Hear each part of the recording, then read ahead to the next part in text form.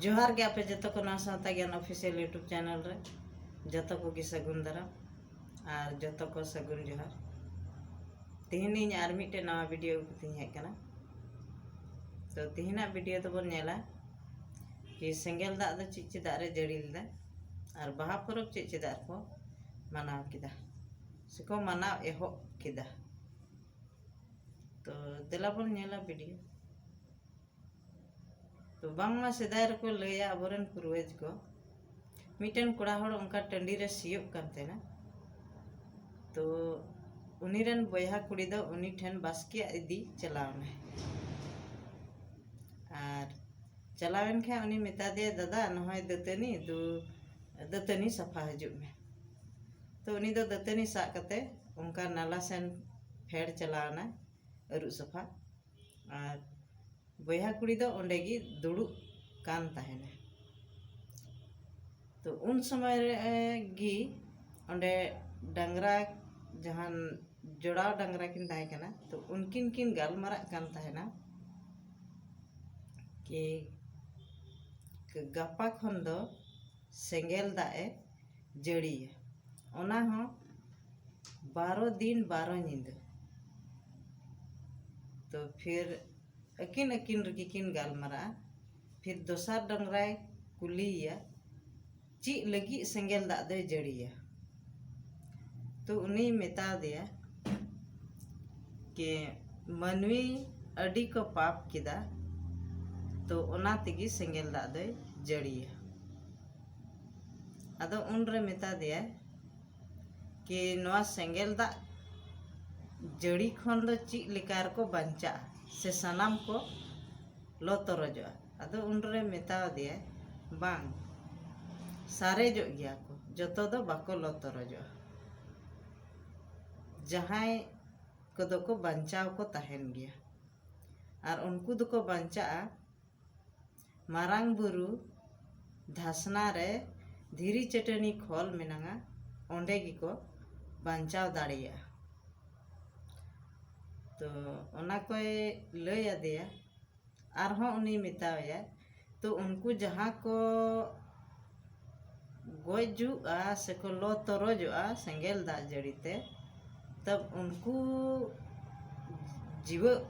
बिरिजुआ को से बांग। तो उनरे मेता दे हैं ओनार नांग हो उपाय मेना गया। तो उनरे मेता दे कि मी लोटा दाग रे उल सकाम ते छिटकवाय तिना ते इना तेरन हर दको से जीव जंतु दारे नड़ी को जतो गी जीव रुवाड़वा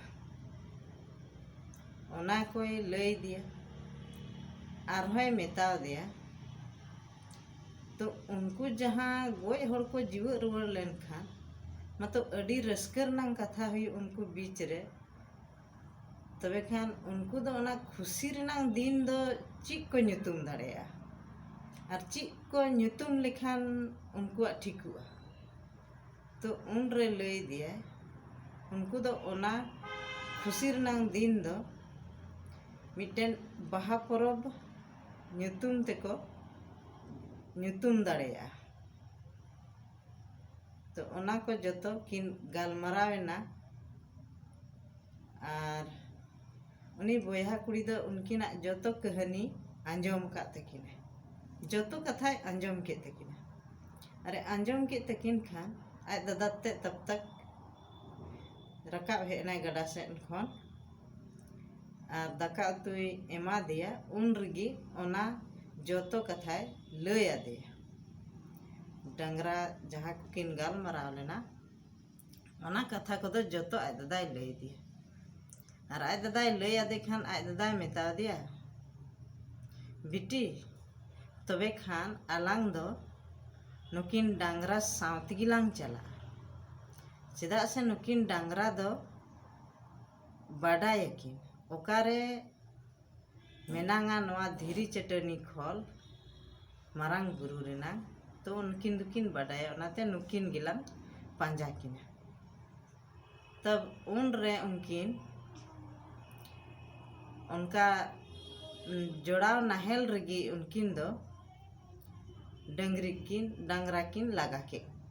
किना और उनकिन तायम तायम ते नुकिन हो ताड़ाम किन लगावना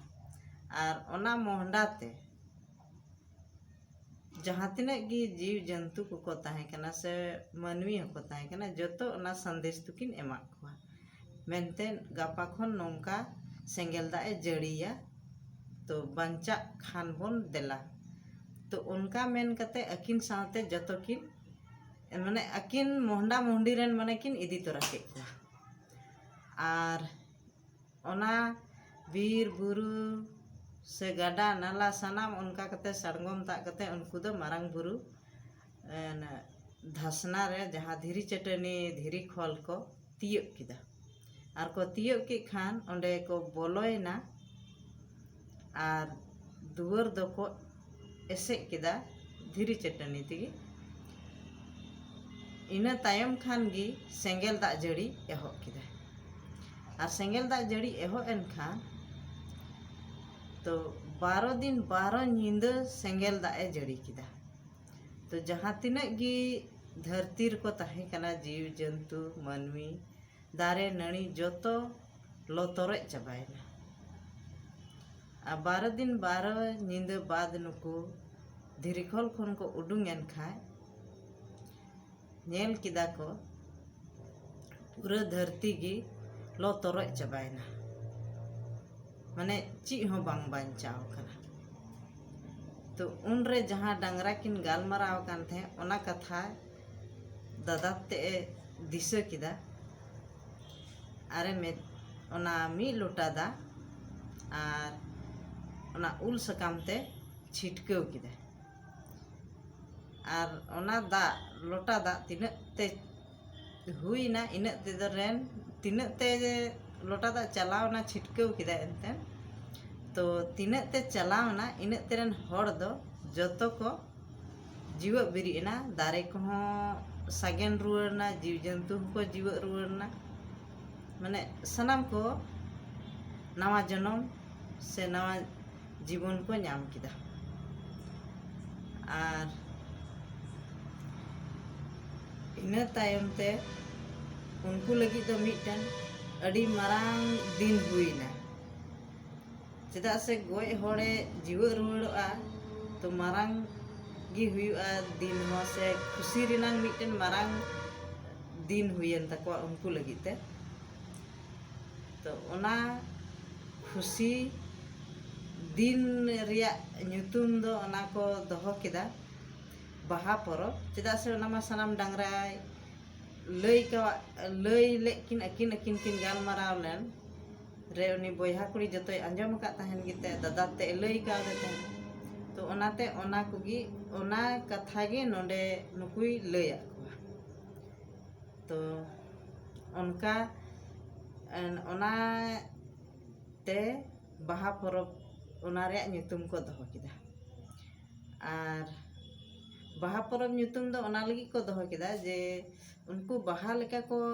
फुटेवना ओना मी लोटा दा छिटकेवते तो ओना तेगी ओना रनांग ओना खुशी दिन दो बाहा परब को ᱧᱩᱛᱩᱢ किदा और बाहा परब दो उन खोज गी को मनाव केआ सेको मनाव एहोब किदा और तिहिन धरी बन मनावे गिया और ओना तेगी अब दो बाहा रे दो लोटा दा से दा तेगी बन खेलोआ चेदा से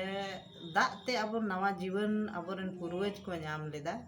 से दारे नणी हो हरियर रुवर लेना से जीव रुवर लेना जीव जंतु को नवा जन्म को नाम लेदा तो ओना तेगे अब दो ओना दा मी लोटा दा दो अडी मान सम्मान से इज्जत रेनांग कान तबना ओनाते अब हर जगह रे नवा मी लोटा दबन दा दो बन दोहय ताहेना जहाना रेगे अब नवा मी लोटा दा बाबन सामांग खान अबना कमी दो चिगी बांग पुरा जोतो जगह रेगे अब नवा मी लोटा दा दो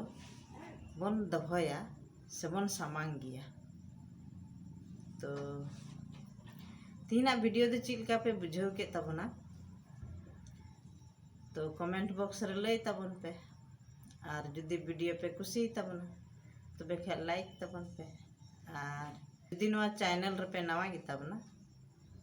तो बेखान सब्सक्राइब तबन पे।